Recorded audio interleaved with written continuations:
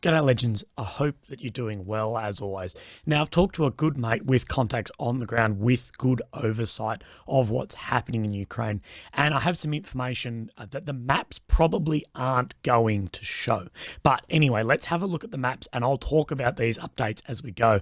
And really one of the things we're looking at is a failed attack around the Bakhmut region. But as always, let's zoom right out and have a look where we are. So we've got Ukraine, capital of Kyiv, Bakhmut's in here. The red area is under Russian control since the beginning of 2022, well, February 24th, and the more maroony purple, if I'm colorblind at all, is from the annexation in 2014.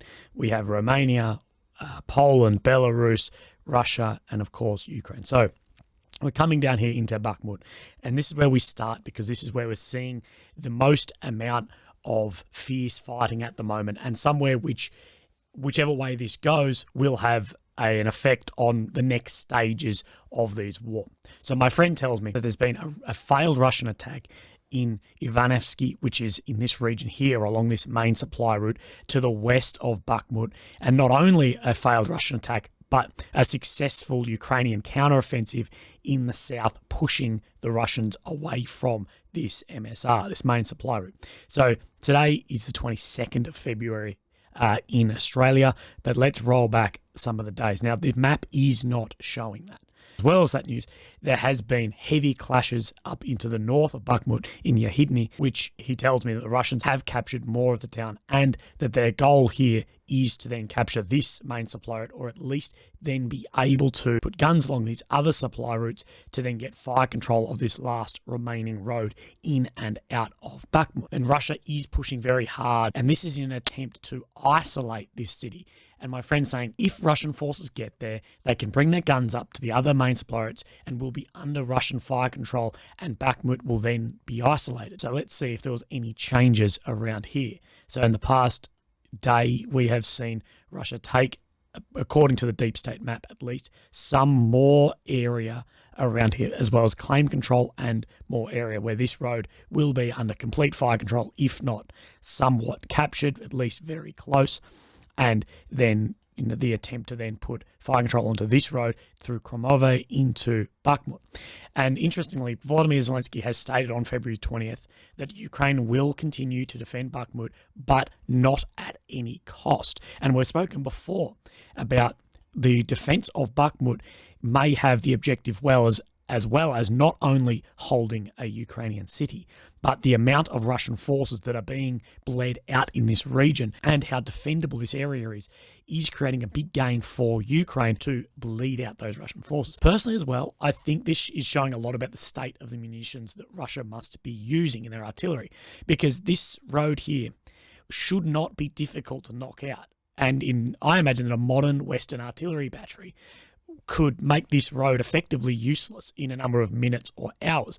And I was thinking about this and I asked my friend, and he said Ukraine is still able to use the back roads as well as cross country as well as this road, and that the Russians haven't brought their guns up close enough yet because of the infantry, especially in this successful counteroffensive. This counteroffensive in the south has basically eliminated any chance of fire control from there for the near future, and that the counter battery in this area could be very effective from the Ukrainians, as well as I'm told there's an issue with the barrels. As I'm told, the closer you get these guns, the less propellant they have to put in to fire than the shell.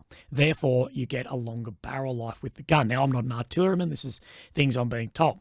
And Russians are trying apparently to preserve their guns' life by not firing them at their full range if not needed to be for those barrels. And apparently both sides are having issues with this just due to the sheer amount of artillery being fired and these barrels wearing out.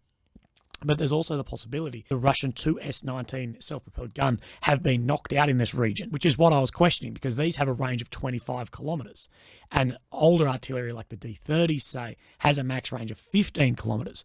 So if we look at sort of the measurements here from, let's just take any spot on this road to out here somewhere. So we're talking 15, like 20 kilometers, you're well behind the Russian front.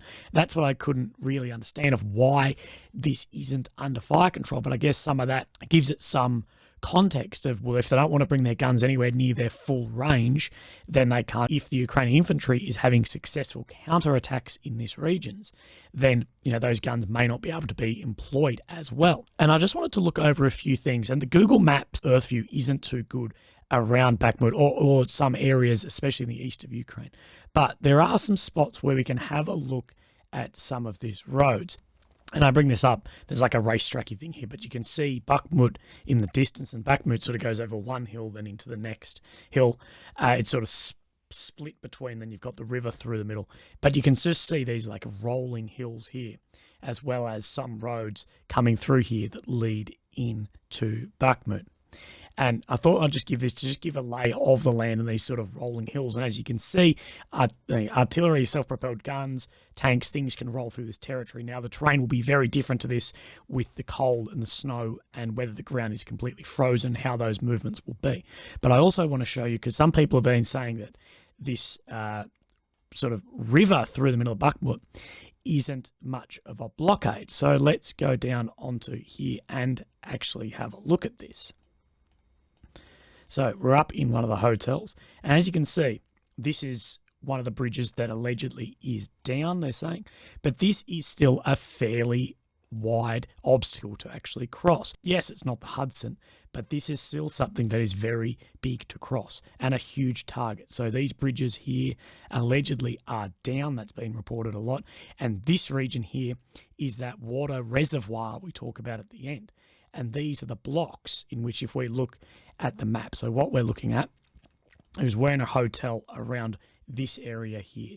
So we've got 1, 2, 3 bridges. So let's, on the deep state map, have a look. 1. So this looks like the major bridge, and there's another one here and another one here. So we are somewhere around the center here, I believe. So if we go back and we have a look, this is the reservoir. So what we're seeing is the Russians are saying they're right on this corner of the reservoir, and they drop back through the center of, let's say, these blocks here. So they're up around this reservoir and cut all, let's just say this is the middle line. So through here somewhere are these blocks. As you can see, there's sort of flat ground, and this is why Russia were getting obliterated by artillery for a long time, was the amount of flat ground here, and then the amount of hills that sort of, this is where Bakhmut falls away over this. This is the first hill that I was talking about. It falls way over this and then over another. So you can sort of see how those artillery pieces from the Ukrainians were coming in here and having a huge effect. And Russia, at some point, if they continue this advance, will need to cross all this open terrain here and cross this river. So it is a very hard situation. And as you can see, this city now looks nothing like this. It is, being brought down to rubble in some areas. But just to give you a lay of what's going on. There's also been a Ukrainian advance in the southeast of Kuzman. So we find Kuzman here, and then this sort of right angle that's come up is a Ukrainian advance over the past 24 or 48 hours. And if we look here, this is in like forest land, and they've got up to this like cross intersection here, which, if they've now got some of these roads, could be a great supply to then start any counter movements through here. And we've seen a lot of video of very close fighting in regions like this, to the west of Severodonetsk, within these forest built up areas, as well as Russian forces continue to make attacks to the west of Kremenar. This is where these arrows are, but it's looking like they're having, at least by the map, little to no success. So there was some here. This is where we just spoke about that Ukraine got that ground that in that right angle, but as far as direct west from Kremenar, little to no, as well as today, somewhere we always talk about, which is Vuhledar.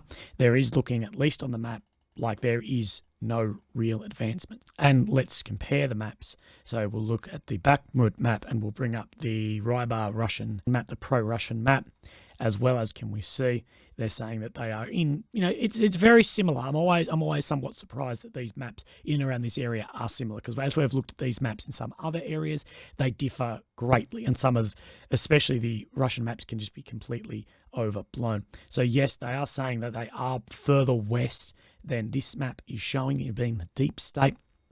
But as far as if we look at around this reservoir down the bottom here, which is here, it's sort of holding to be the same, as well as sort of on this eastern edge. But they are saying from the north, they have pushed further south down.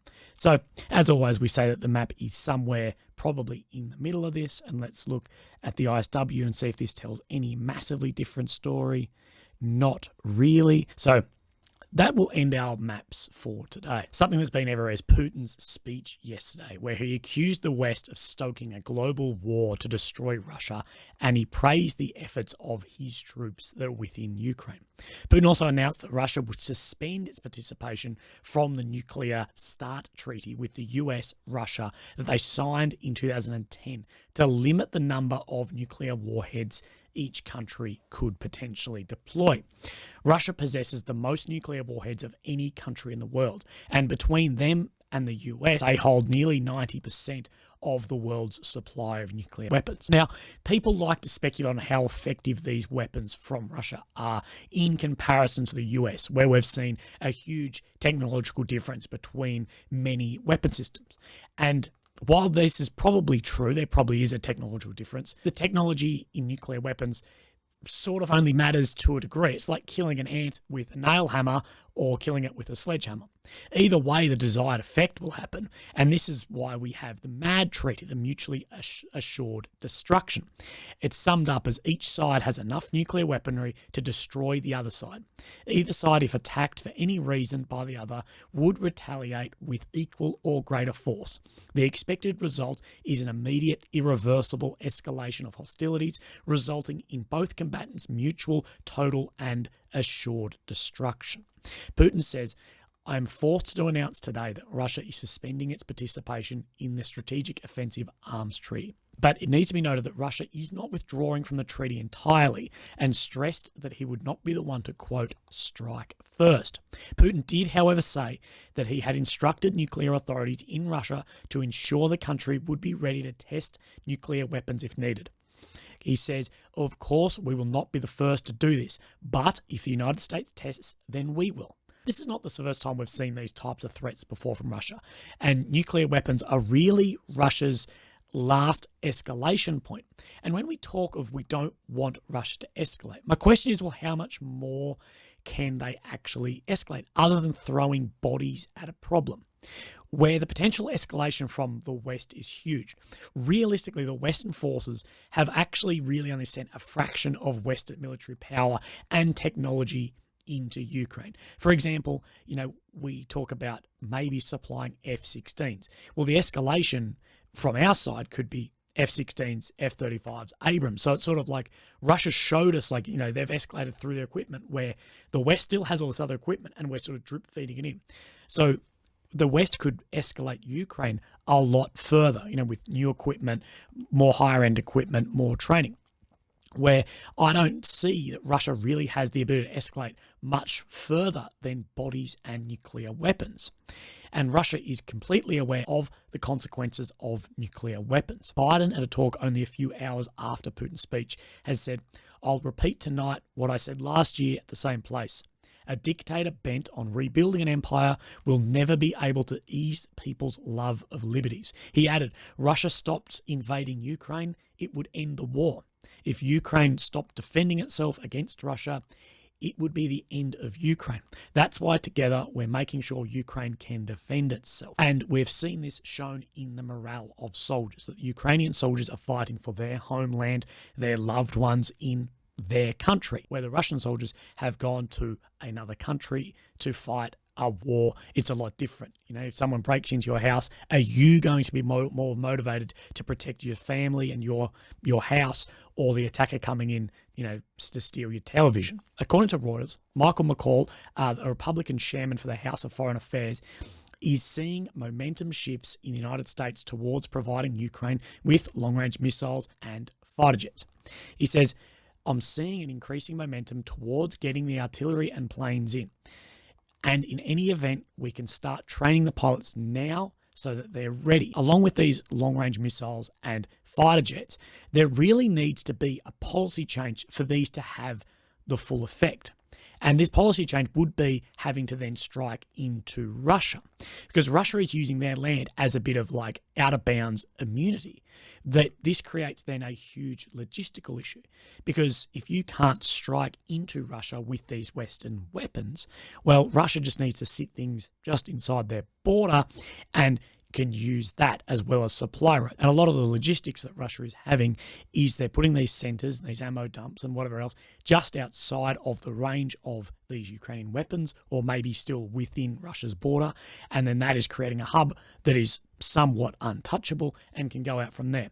So to make these weapons really the full effect of them, they'll definitely have a change now, especially in upcoming offensives on somewhere like Crimea.